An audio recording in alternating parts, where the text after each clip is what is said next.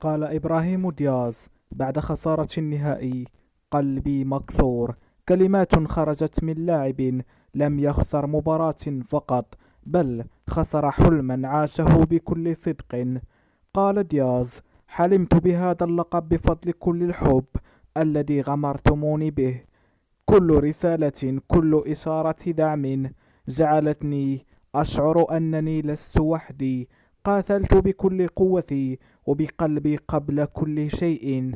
ثم أضاف بصراحة موجعة: بالأمس أخفقت، وأتحمل كامل مسؤولية عن ذلك، وأعتذر من صميم قلبي. واعتراف أن الألم لن يكون سهلا، سيكون من الصعب علي التعافي، لأن هذا الجرح لا يتعافى بسهولة.